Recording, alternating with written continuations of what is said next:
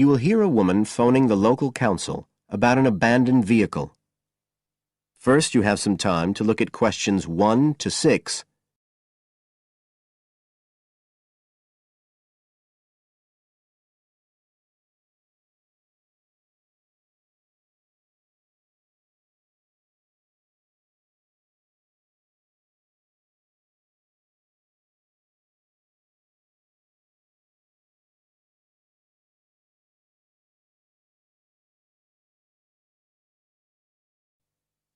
Now we shall begin. You should answer the questions as you listen, because you will not hear the recording a second time.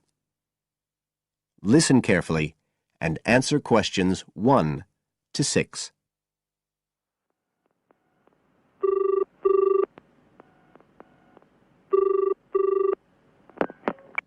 Environmental Health Department, Paul speaking. Oh, hello. I wanted to report a vehicle that's been left parked near where I live. I think it's been abandoned. I wondered if the council could arrange to get it towed away. Have I got through to the right department? Yes, you have. If I could just take a few details. Your name, please? Mrs. Shefford. Thank you. It's not my vehicle, though. I just thought someone ought to report it. No, that's fine.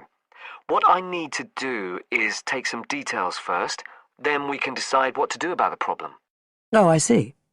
So the next thing I need to know is your address. Right, it's 41 Lower Green Street, Yes? Barrowdale.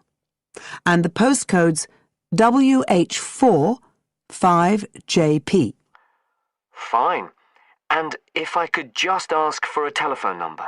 It's 01778 552387. I'm out quite a lot, but you can just leave a message on the answer phone if you need to. Or I could give you my mobile number. That's all right, don't worry. Now, could you tell me a little more about this vehicle? You say it's been abandoned. Well, it certainly looks like it. Can you give me an idea of where it is? Yes, it's near the main road that goes through Barrowdale. Is that the A69? Yes, that's right. Now, there's the primary school just towards the end of the village, and then next to that, next to the children's playground, there's a field, and it's in there. Oh. I wonder how it got in there. Well, there's a gate to allow farm machinery in and out. I thought something ought to be done about it. The children from the school might start playing in the vehicle and lock themselves in or something. Yes, you were quite right to report it. And what type of vehicle are we talking about here? It's a van, actually. You know, the sort with just a couple of little windows at the back. Right. You don't happen to know the make and model, do you? Oh, yes. I went and had a look and got all the details. I thought you might need them. I'm surprised the school hasn't contacted you about it. Anyway, I wrote the details down. Right. It's a Catala, and the model's a Flyer 2000. Is that Flyer? That's right. Very good. And the colour? Well, it's not all that easy to see because it's absolutely filthy. And actually, it looks as if it's had a paint job at some stage. It's blue, but you can just see white underneath where it's been scratched. Right. Well, I'll just make a note of the present colour. And if you could just tell me the vehicle number. Did you make a note of that? Oh, yes. It's S322GEC. Okay. Before you hear the rest of the conversation, you have some time to look at questions 7 to 10.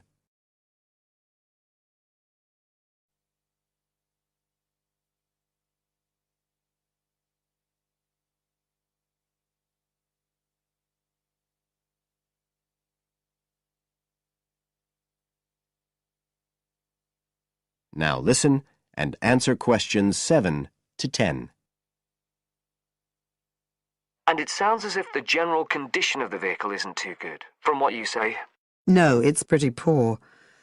It wouldn't be drivable. It's got a flat tyre and there's a crack in the windscreen. I reckon someone just wanted to get rid of it. That's usually the way.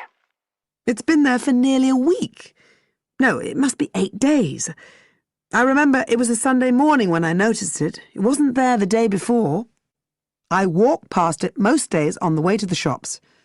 I'd have thought the school would have reported it. Does the field actually belong to the school? No, it's part of Hill Farm Estate. Right. I'll just make a note of that. And I don't suppose you have any information about who might own the vehicle? No, I've no idea. So what will you do now? Well, we'll come and have a look and see if we can trace the owner. And if we can't, the vehicle will be removed as rapidly as the law permits. It could be anything up to 20 days. One thing I should say, I'm quite sure this doesn't belong to anyone round here. I'd definitely recognise it if it was from someone who lived here. So you don't think it was anyone local? Right. I'd say at a guess we're looking at a stolen vehicle here. I did wonder if it might have been. You hear such a lot about car thieves nowadays. Well, we certainly will be looking into that possibility. Anyway, thank you for contacting us, Mrs. Shepherd, and we'll keep you informed of what happens. Right. Thank you very much. Goodbye. Goodbye.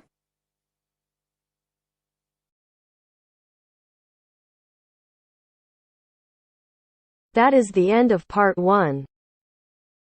You now have half a minute to check your answers.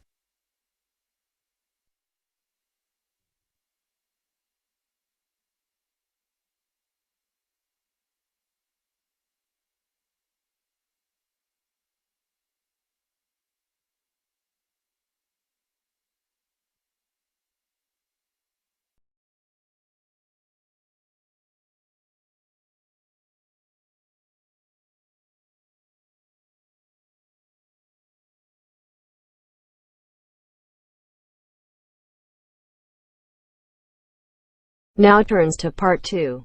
Part 2. You will hear a tour guide giving a talk about a relaxation centre. First, you'll have some time to look at questions 11 to 14.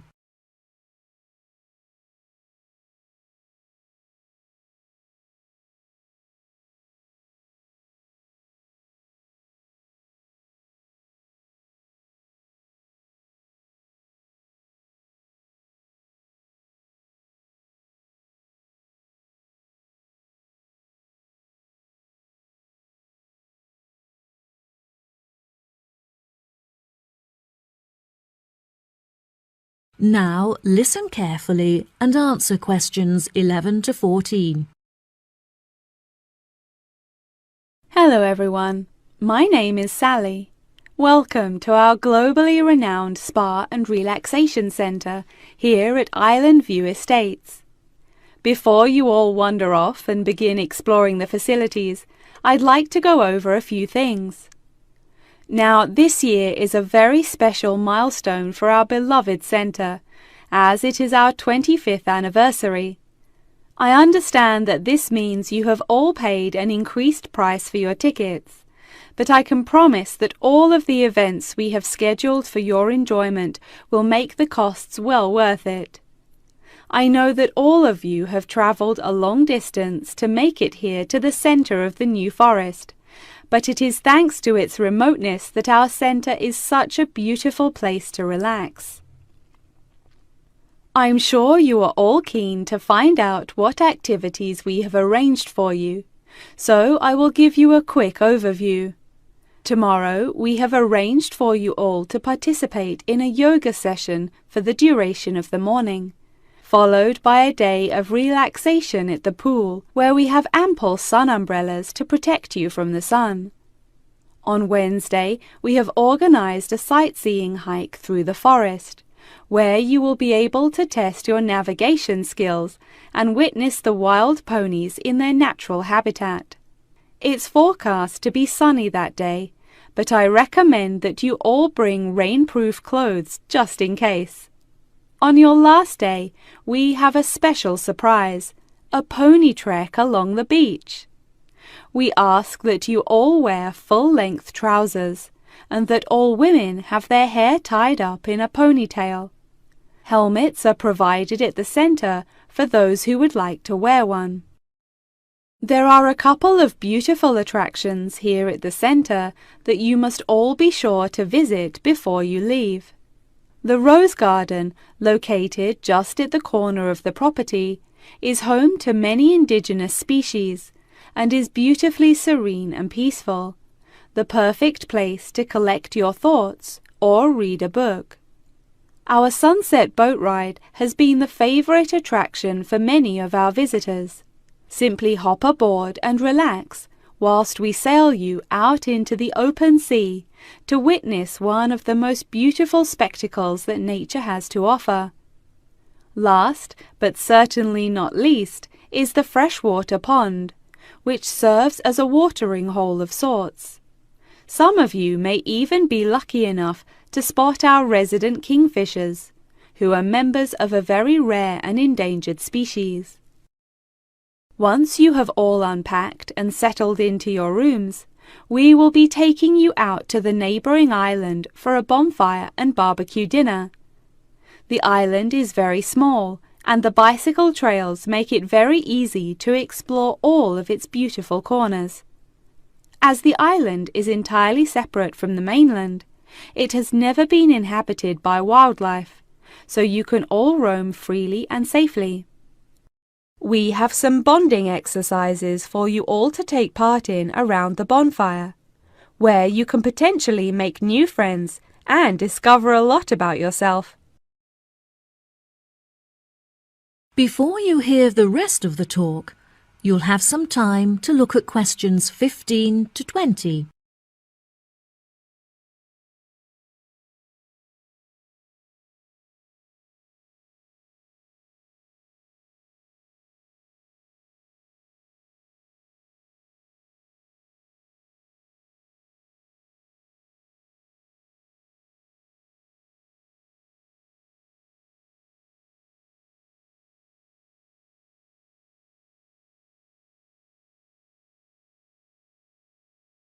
Now listen and answer questions 15 to 20. Now, let me tell you a little bit about the facilities that the resort has to offer. For those of you keen on indulging in a little bit of retail therapy, just wander along to our tourist centre, where we have a wide selection of presents on sale at reasonable prices. If you are feeling more drawn to the natural surroundings and scenery, I recommend that you take a trek up the mountain, where you can enjoy the panoramic outlook from the peak. For a bit of cultural indulgence, why not pay a visit to our small on-site theatre, where you can enjoy watching a range of movies and check out some works by our resident street artists. Just a 10-minute walk down the road is the local art museum, where you can roam around the sculpture courtyard or admire the many artworks on display. Here at the resort, we are incredibly lucky to be located right next to a nature reserve, where many species of endangered wildlife live in the pond. Just on the bank is a small hut where visitors can observe the fish and birds in their natural habitat. Now, if any of you are interested in history, you have the very interesting opportunity to visit the ancient building at the south side of the grounds. The building is now a museum. However, it originally served as a jail for those charged with crimes of treason against the royal family. Well, that just about rounds it up. Now, if anyone has any questions? The end of part 2. You now have half a minute to check your answers.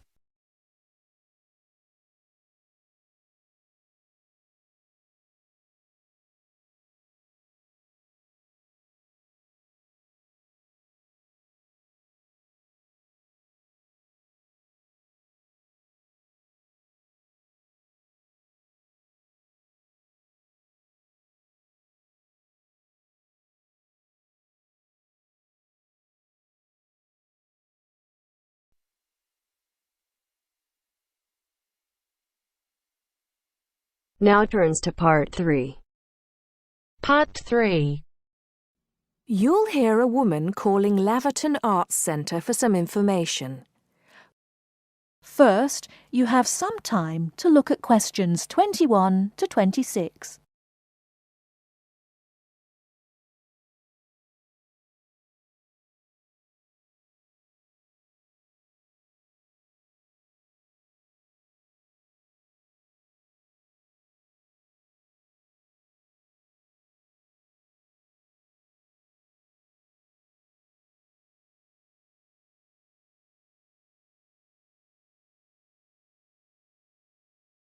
Now listen carefully and answer questions 21 to 26. Laverton Arts Centre. How can I help you? Hello. I've been to the Arts Centre a few times recently, and I understand you have this scheme for regular visitors. The Friends of Laverton Arts Centre. Yes, that's right. I wonder if you could tell me a little about it. I mean, how much it costs and what benefits it offers, things like that. Certainly. Well, first of all, the good news is that we've recently changed the scheme. It used to cost £15 a year, but now it's free. All you have to do is fill in an application form. You can either come to the Arts Centre and do that here, or you can go to our website and apply online. And so what are the benefits of joining? There are actually quite a few. As a friend of Laverton Arts Centre, you'll receive a newsletter every 3 months with information on all the forthcoming events. That sounds useful. You also get priority booking for shows and concerts in the main theatre. Can you explain how that works exactly? Yes. What that means is that when tickets go on sale, for the first 2 days they're only available to Friends of the Arts Centre. So as long as you book early, you can make sure you get seats. Great! Do you ever offer discounts to Friends of the Centre? Under the old system, when you had to pay to be a member, we did. Under the new system, there won't be any discounts for shows in the main theatre or films at the Arts Cinema. Having said that, we will be offering some discounts to members for performances in the small theatre. There'll be information about this in each issue of the newsletter. I suppose I can find that information online as well, can I? Absolutely. Actually, we're redoing our website at the moment. Right now, there actually isn't a special section for Friends of the Arts Centre on the website. Once the site's been redesigned, there will be. You'll be able to put in your username and password and enter a special section just for you. It sounds excellent. Are there any requirements, though? I mean, as a member, do I have to do anything? Yes, sorry, I forgot to mention that. There are no formal requirements at all, though obviously we have this scheme to encourage people to attend events here regularly. So we ask that you attend at least 4 events a year, whatever they are, if you possibly can. Nobody's going to count, though, and it's totally up to you. That sounds fair enough.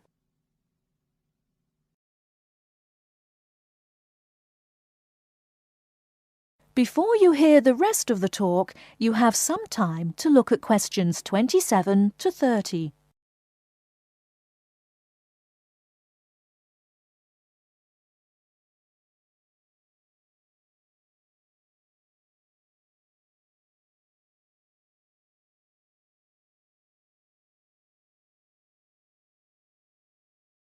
Now listen and answer questions 27 to 30. While you're here, we're actually conducting a short survey of people who phone up the Arts Centre. Would you mind if I asked you a few questions? It'll only take a couple of minutes. Sure, no problem. Thanks a lot. So, how many times have you visited Laverton Arts Centre in the last 6 months? Well, I've only lived in the area for the last 4 months, so not that many times. 3, I suppose. Yes, that's right. Fine. And how did you first find out about the Arts Centre? Let me think. Oh, yes, a friend invited me to a concert, and I came with her. Have you ever seen a film at the Arts Cinema here? No, I haven't, to be honest. In fact, until you mentioned it earlier, I didn't realise you even had a cinema. One more question. If we offered a free tour of the Arts Centre, including things such as going backstage to look at the dressing rooms, Would you be interested in going on it? Oh, yes, definitely. I think a tour like that would be very interesting. I'd even pay for it. That's great. Thank you very much for your time. Thank you.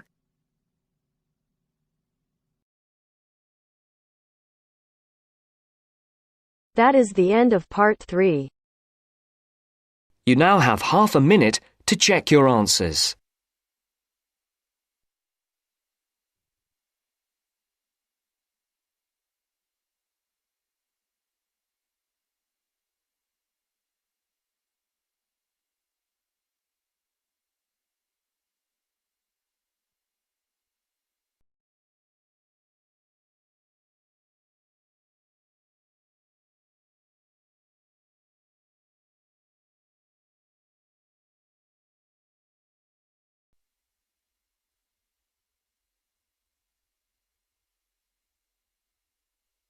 Now turns to part 4. Part 4.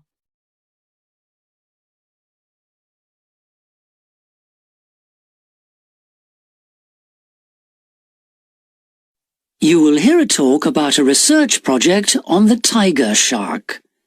First, you have some time to look at questions 31 to 40 on pages 7 and 8.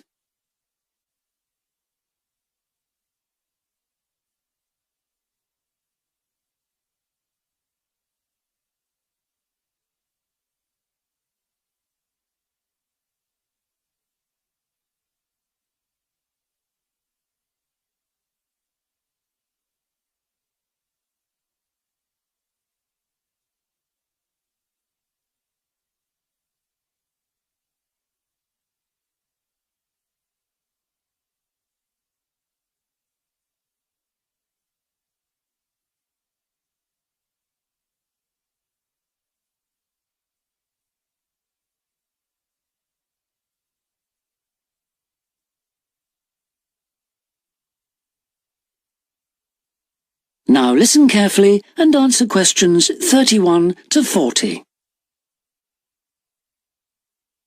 Good morning, everyone. Today I'm going to talk about the research project I've been involved in on the tiger shark. First of all, some background information.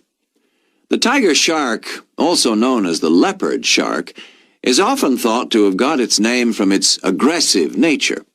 But in actual fact, it's called that because it has dark bands, similar to those on a tiger's body. It is a huge creature, growing up to lengths of 6.5 meters. It can be found just about everywhere throughout the world's temperate and tropical seas, but it is most often found along the coast rather than the open sea. In terms of feeding, tiger sharks tend to be most active at night and are solitary hunters. Their preferred prey includes other sharks, turtles, seabirds, and dolphins, to name but a few. However, it's not uncommon to find garbage in its stomach. This is because it tends to feed in areas such as harbors and river inlets, where there is a lot of human activity. Now to the project itself. We are particularly interested in some studies that have been done in the Rain Island area. Observations here have shown that there is a large population of tiger sharks present in the summer during the turtle nesting season. However, during the winter months the sharks disappear. So we decided to do some of our own research there.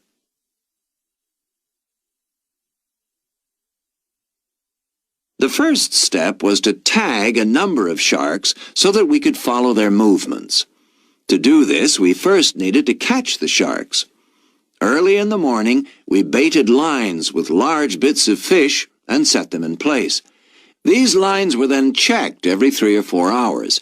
If no sharks were caught, the baits were replaced.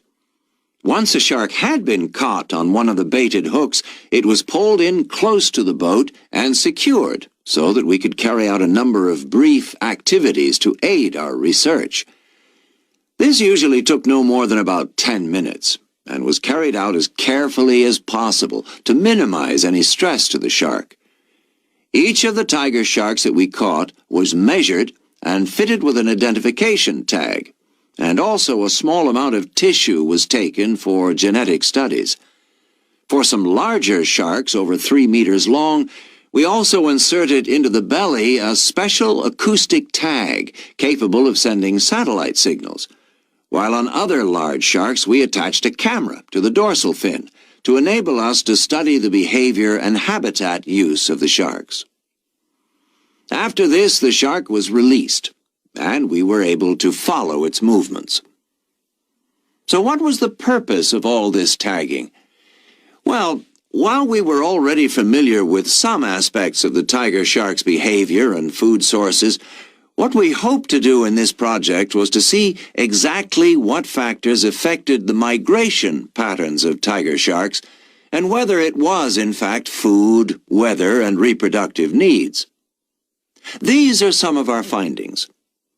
On February 21st, a large female shark, whom we named Natalie, was attracted to our research boat at the northern tip of Rain Island and fitted with one of the satellite tags I've just mentioned. No transmissions were received from Natalie between April 2nd and April 29th, indicating that she didn't surface to feed during this period. The area in which she was last reported is very shallow, suggesting that she may have changed her feeding preferences during this period to focus on prey found on the sea floor. We also made a number of other discoveries, thanks to the various transmitters we used. It seems that tiger sharks move back and forth between the ocean floor and the surface quite often. This may help the sharks conserve energy while they swim, but it probably also helps them hunt, since this movement back and forth maximizes its chances of not being detected by its prey until the last minute. So far, our findings have not been conclusive. However, we have gained some very interesting insights into the behavior of tiger sharks and are now hoping to develop our research further. That is the end of part 4. You now have half a minute to check your answers.